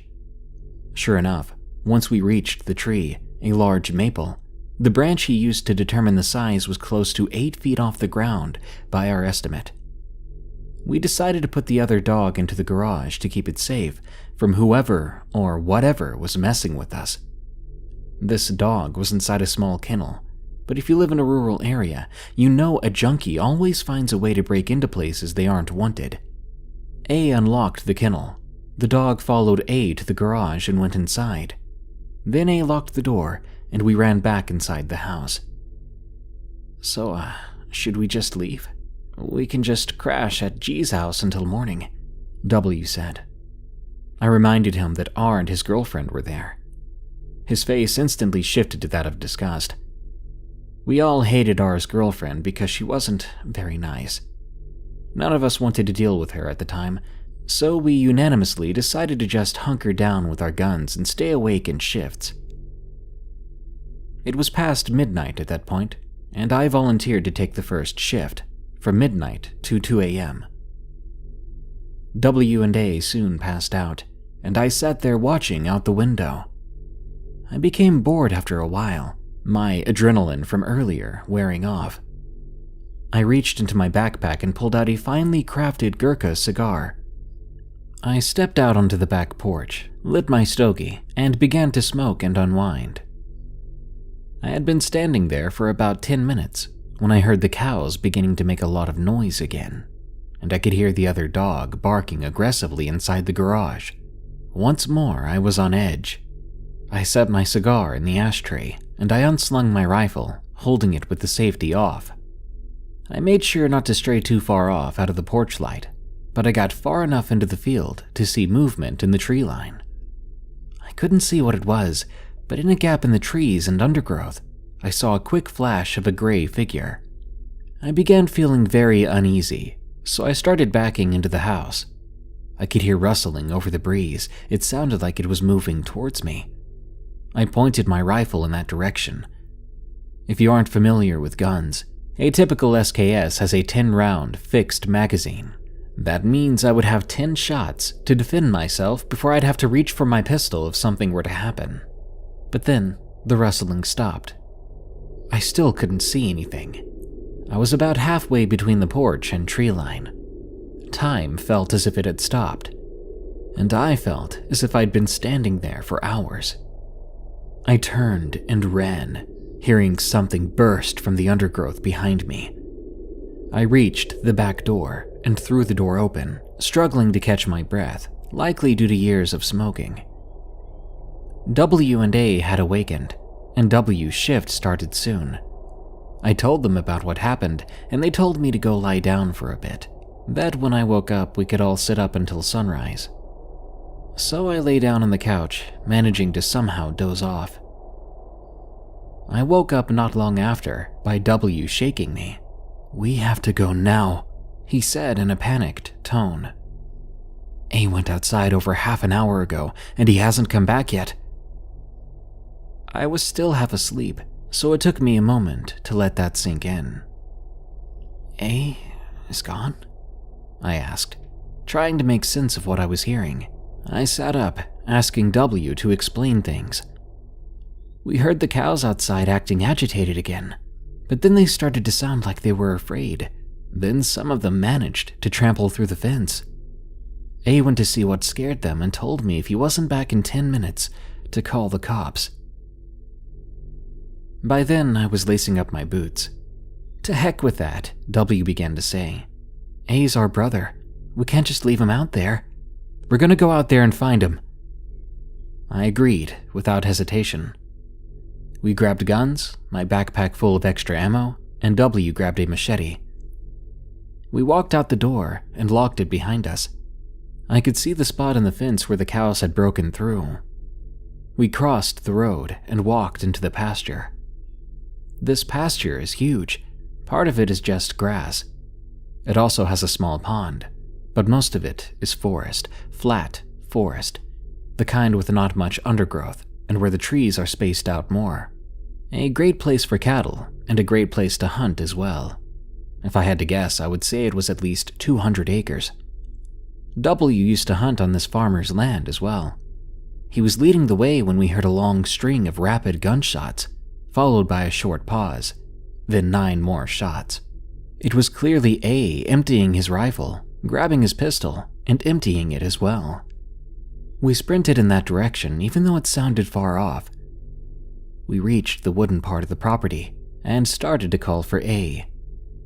We kept making our way in the direction we heard the shots. Panic began to set in with each passing moment.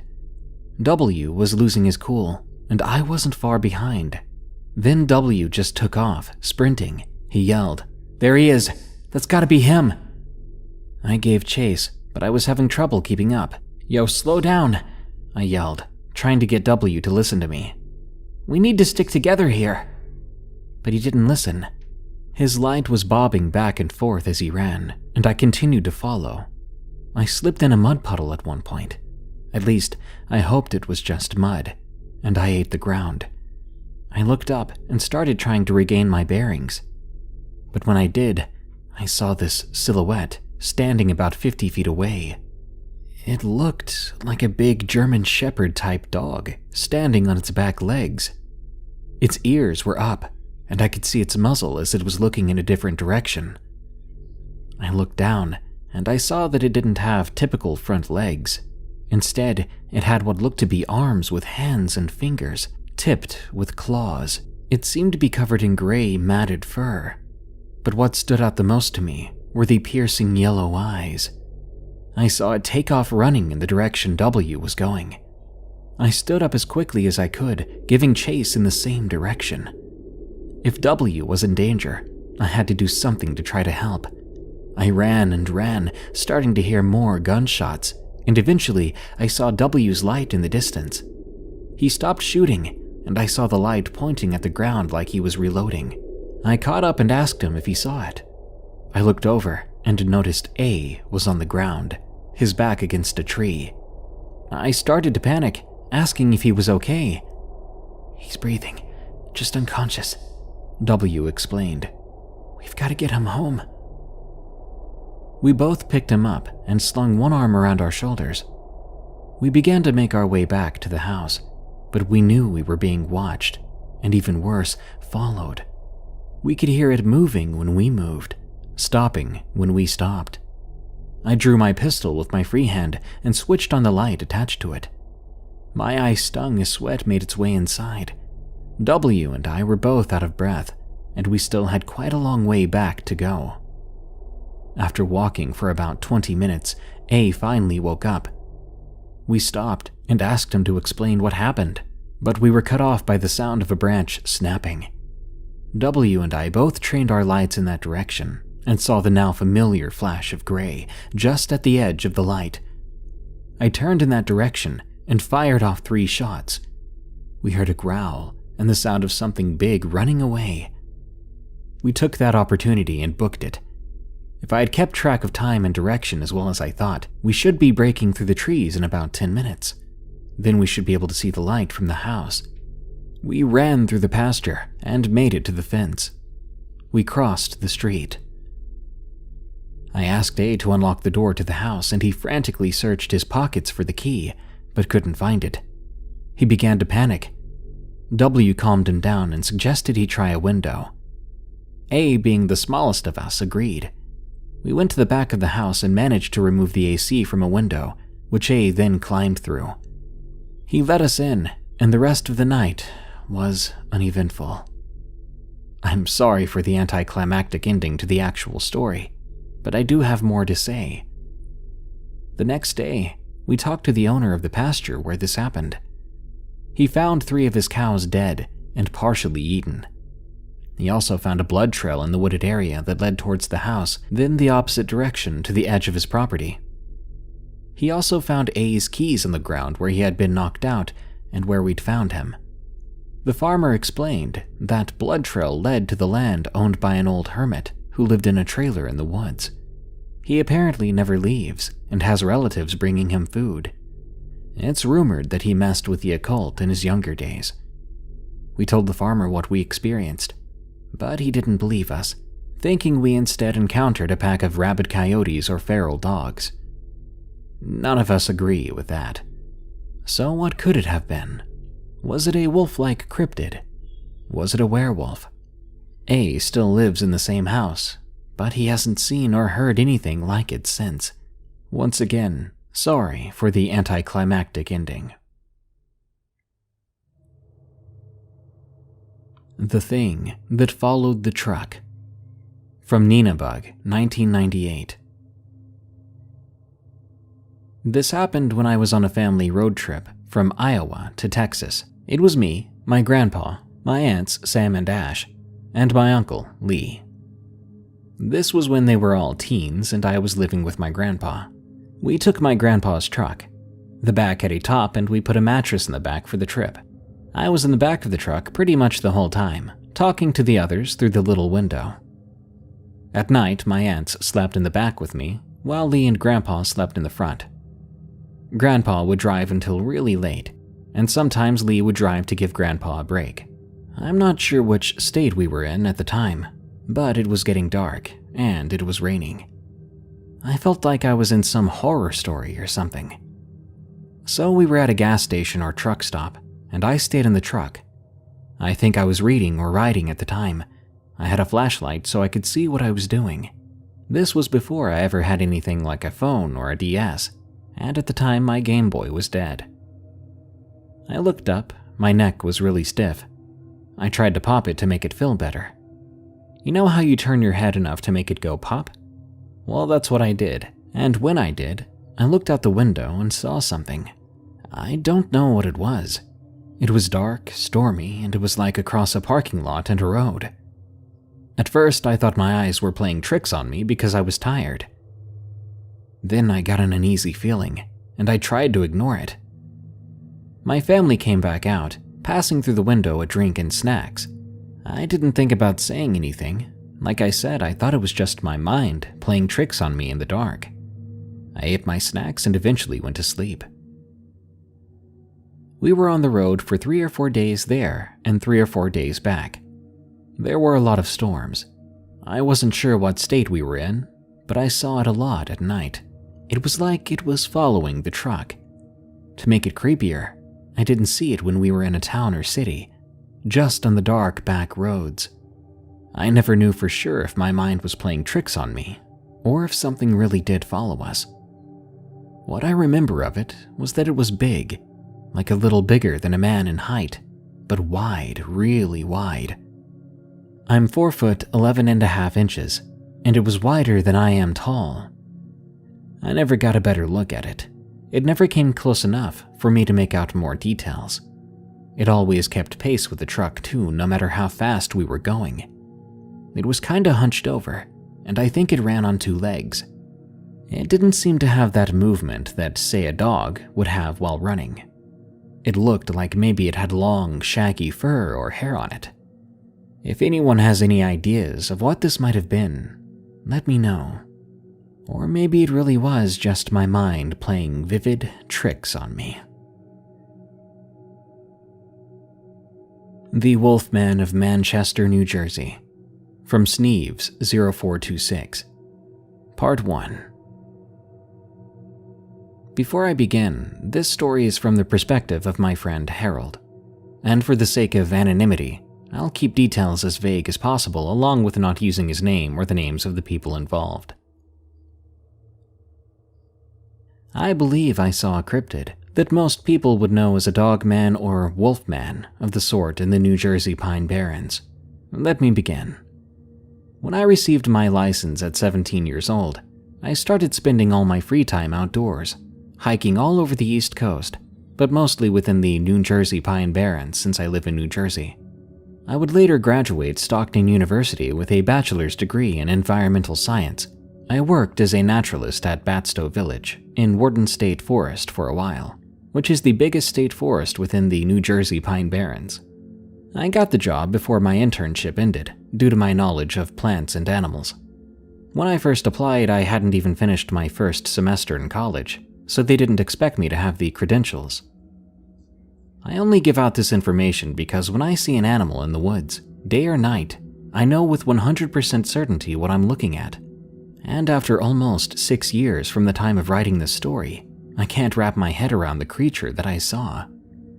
I'm an open-minded person to a point.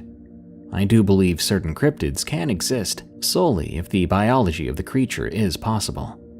But that doesn't put a bipedal canine on my list. Roughly about 6 years ago, I, along with 2 of my friends, one a welder and one a mechanic, I'll be calling Chris and Alan respectively, went off-roading in Alan's truck somewhere in Manchester, New Jersey. We met with a bunch of Alan's off-roading buddies in a spot they frequented. I do not know the specific area, only that it was in Manchester, New Jersey, and it was very close to the general vicinity of the abandoned brick factory. We hung out for a few hours, drove around the dirt trails, and just had a good time socializing with other people. I didn't have any substances in my system, because after we left I had to drive myself home.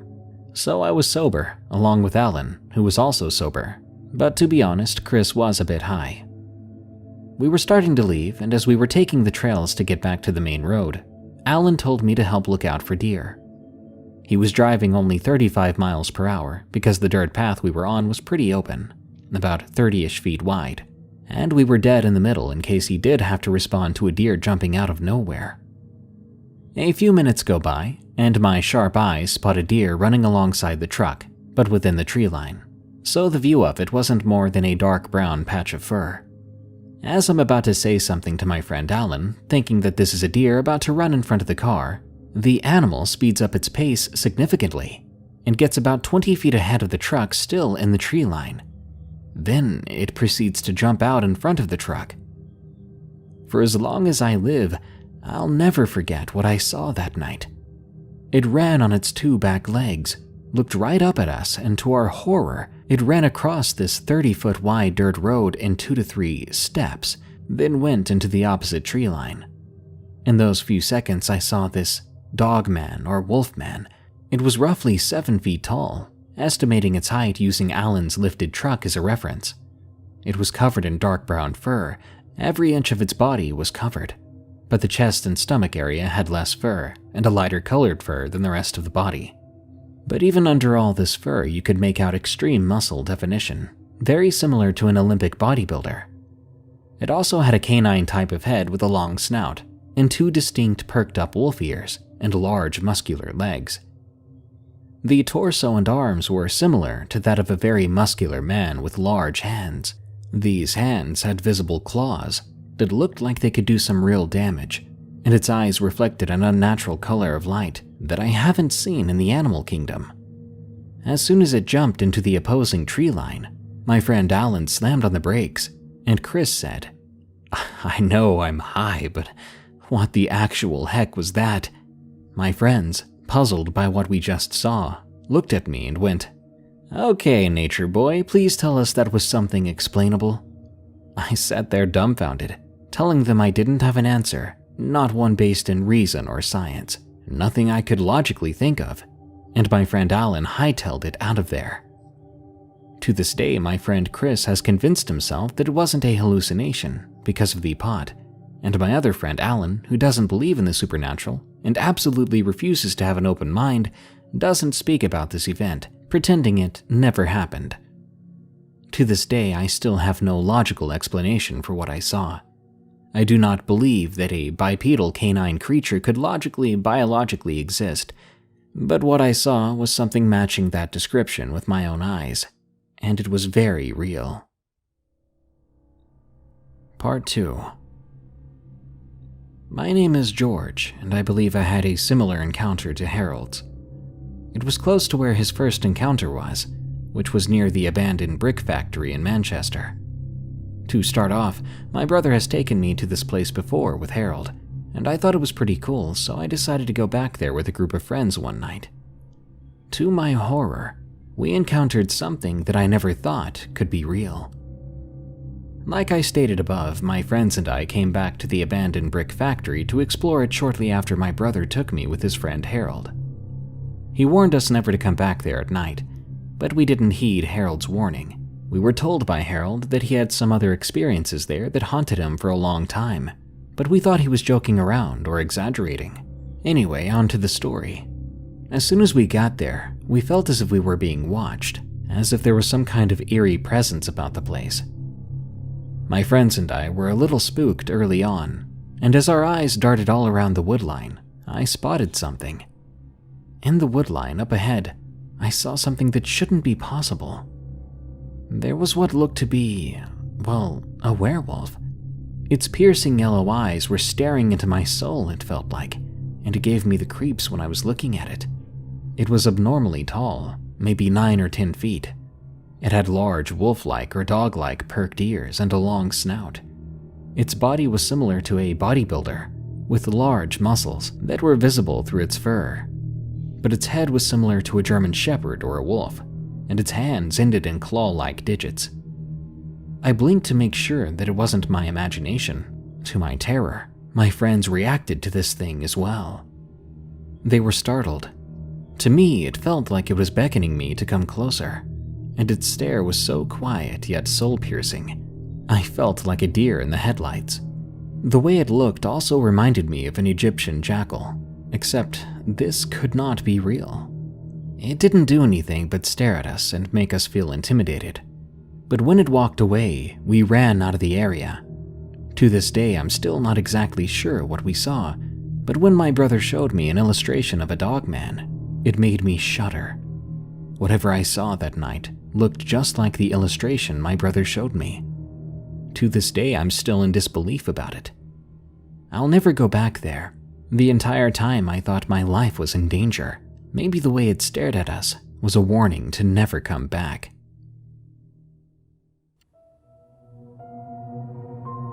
That brings us to the end of this episode of Darkness Prevails. More terrifying stories are on the way soon, so subscribe and smash that like button. By the way, did you know this show is available as a podcast called Unexplained Encounters? Just search for, follow, and rate Unexplained Encounters on Spotify, Apple Podcasts, or your favorite podcast app. This show is part of the EerieCast network. Go to EerieCast.com for more scary podcasts, such as Freaky Folklore, which explores your favorite monsters, myths, and mysteries, as well as Redwood Bureau, a fictional horror podcast about an agent on the run from an evil secret organization that captures supernatural creatures and entities. Well, thanks for tuning in. Stay safe out there and stay creepy, because this world is a strange one.